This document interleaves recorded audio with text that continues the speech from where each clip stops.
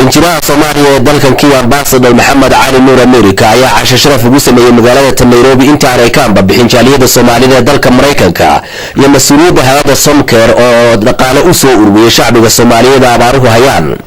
Ambassador Maxamed Cali Nuur America ayaa afur sharafeedka uu sameeyay jaaliyada Soomaaliyeed ee dalka Mareykanka waxa soo kala goobjoog ka ah ra'iisul wasaare ku-xigeenka ah wasiirka gaashaandhigga Xuseen Carab Ciise iyo mas'uuliyiin kale. Ambassador Maxamed Cali Nuur America ayaa uga mahadceliyay jaaliyada Soomaaliyeed isxilqaanka ay u sameeyeen shacbiga Soomaaliyeed ee abaaruhu daashadeen waxaana uu ku booriyay inay dadaalka halka ka sii wadaan. Bismillahir Rahmanir Rahim. Waxa caaw sharaf ah in Soomaalida Soomaaliyeed ee Nairobi Kenya ay nala joogo ra'iisul ku-xigeenka ahna wasiirka difaaca Xuseen Carab Ciise iyo Cabdi Muuse Maxay nimco Dr. Kahiye iyo ubax oo ka yimaadeen Minnesota Mareykanka iyo Chicago iyagoo ka soo ururka Somcare iyagoo shalay yimid una soo yeeshay taala Brito inay Soomaaliya aadaan xamar tagaan iyagoo wada daawo ay ka keeneen ka soo qaadeen ka soo ururiyeen dadka Soomaaliyeed ee degan Mareykanka ayagana u socdo halkaas inay shaqo ka qabtaan volunteer ahaan gaar ahaan isbitaalada magaalada Muqdisho. waxaan aad iyo aad ugu mahadcelinayaa waqtiga ay ugu horeeyeen dadka hawlaha Soomaaliyeed dadka kale Soomaalida kale oo hadda diaspora degan iyagana waxaan ugu baaqanayaa in wixii ay hadda ay qabteen ama ay qaban doonaan afartooda in ayagana ay intaas ay ka badan qabtaan intii soo aruurisay mataqaanaa isku qaybisay inay soo dhiibaan daawooyinkan iyo loogu talagalay dadka dhibaataysan sidoo kale ra'iisul wasaare ku-xigeenka ah wasiirka gaashaandhigga Xuseen Carab Ciise oo isla munaasabada afur sharafeedka ka hadlay ayaa jaaliyada Soomaaliyeed ku amaanay kaalinta ay ciyaareen isagoo oo xusay in shacbiga Soomaaliyeed ay lagama maarmaan tahay inay iskaalmaystaan. waxaan doonayaa aad ugu mahadceliyo horta hoosteena ambassadorka noo fadhiya Kenya Maxamed Cali Nuur sida wanaagsan uu soo dhaweeyay dadkan dhalinyaradan diasporaha u soo noqotay inay dadkooda iyo dalkooda caawiyaan inta dhibaatada haysato anigu sidoo kale baan ahaa dadka diaspora iska degan baan ahaa ka soo noqday marka waxay tusaale u tahay in maaragtay ay possible tahay in loo soo noqdo dalkaaga hooyo si aad u caawiso qof kastana waa ku waajib waxaan doonayaa in mahad celiyo wixii aan la qaban karnana anaku diyaar baan nahay in la qabano. intaas kadib waxa hadalada la wareegay jaaliyada Soomaaliyeed dalka Mareykanka Mr. Maxay oo madax u hay'adda leeyahay Somcare oo ah hay'adda isu xilqaantay hawsha dhaqaale badan iyo waliba gargaar shacbiga Soomaaliyeed lagu gaarsiinayo ayaa ugu horeyn hadalka ku horeeyay. markuu horeyso waxaan mahad gaar u celinayaa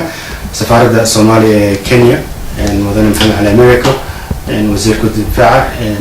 dhammaantiin waxaan ku mahadnaqayaa sida qiimaha leh sharafta leh noo soo dhaweysay anagoo ka nimid u dheer ayaa waxaan rabaa u mahadceliyo dhammaan asxaabtayda la socoto oo ka mid tahay Nimco Ahmed Dr. Kahin iyo ubax dhammaantiin waxaan soo baxnay sponsorship aan sameysay hay'adda Somcare. hay'adda Somcare waxay muddo ka shaqeynaysay dhibaatooyinka Soomaaliya especially cudurrada caafimaadka carruurta Soomaaliyeed iyo dadka Soomaaliyeed haysto hawshan aan soo wadnay waxaan aragnay markii dhibaatooyinka dhaceen abaaraha ayaan waxaan go'aansanay sideen ugu qaban karnaa abaaraha ayaa markaa waxaan go'aansanay inaan cuntooyin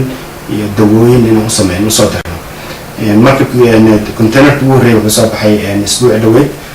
wuxuu ku socdaa magaalada Muqdisho waxaa ku soo xigo container kale ka soo bixi doona Kansas oo ku soo socda Dadaab oo ku soo hagaajin doona safaaradda Soomaaliya ee Muqdisho ee Kenya waxaa kaloo ku xigo container kale ka soo socdo magaalada Houston oo ku socda Baydhabo waxaa ku xigo container kale oo aan ugu talagalnay oo aadi doono gobolada Bay Bakool iyo Gedo oo asagana ka soo bixi doono Los Angeles. intaas coordination-ka waxaa sameysay hay'addan Somcare oo ay supportive u yihiin dhaqaalaha Soomaalida ay soo aruuriso iyo lacag isku daraan dadka diaspora dibadda joogo ayaa intaas ku timid marka hadda waxaan u soconaa inaan assessment ku sameyno anagoo ay sheegeen guddi oo Minnesota ka socdo u socdo isoo ogaayaan xaaladda walaalahooda ay ku sugan yihiin abaaraha kadibna aan macnaha ay sheegeen soo noqon doona September 25 2020 وأن معناها سمين دون أساس مكيان سوقارنا هذا وحلا عم مسعنا لكن حاولنا وحياة مطلقة نسبة على الصوماليين السينو ما كسبت كان بريتول أيوب قبل ما يهلكن وكنت جدا مقدشة marka hore anigana waxaan rabaa inaan u mahadnaqo safaaradda Soomaaliya ee Kenya oo maanta sumaad weyn noo fidisay oon ku faraxsanahay in aan imaano Kenya oo aan ku leenahay an embassy haday noqoto safaarad mid kaleetana waa suu maxay u sheegado anaga waxaan nahay group oo Som Care soo sponsor garaysay oo maxay u yahay director soo mid kaleetana waxaan rabaa inaan maxay u mahadnaqo madsan tahay waa aniga 22 sano Soomaali markii ugu horeysay noqon doontaa inaan inaan tago wadankayga bad inaan gacan ka dhiibto oo aan soo arko dhibaatada wadankayga ka jirta iyo waxaan u qaban karo iyo inaan haddana u celiyo isha waxaan arkay dadkeena iyo dadka diaspora joogan si ay u ogaadaan dhibaatada wadanka ka jirta iyo wax loo baahan yahay shaqadeeda mainly taas ayay noqon doontaa marka waxaan ka tirsanahay hay'adda tan Som Care oo u soo ambabaxday gurmadka dadka tabaalaysan ee Soomaalida ah sidii loogu gurman lahaa waxaanu nahay group markaa isugu jira caafimaadka shaqaale caafimaad iyo group kale oo maamul ah intaba waan ka koobanay waxa kaliya hadda shaqadayadu ay tahay shaqo volunteer ah ka caafimaad ahaan waxaan wax ka qaban karnaa xaaladaha caafimaad ee ama gargaarka degdega ah ama wacyigelinta dadka bukaha iyo joogaba ah wixii markaa tamartayadu ay noqoto haddii tababar ay noqoto dadka bukaanka la jooga iyo waxtar wixii kale ee aanu qaban karnaba waxay noqon doontaa in aan diyaar u nahay haddii waqti aan u helno intaa ka badanna in aan dhammaystiri doono haddii ilaahay yidhaa inta howlaha gurmadku ay jiraan waxaa aad ugu faraxsan inaan safaaradda Soomaaliya aan caawa ka afuray oo safiirkeena aan la afurnay oo calankeena ka taagan yahay madaxweynaha sawirkiisa ku dhagan yahay taas mar hore ay ugu dambeysay wadanka 20 sano ka soo maqanahay marka dhibaatooyinka ka jira qof kasta waa ogyahay marka dadkeena walaalaha Soomaalida waxaan ku guuraabin lahaa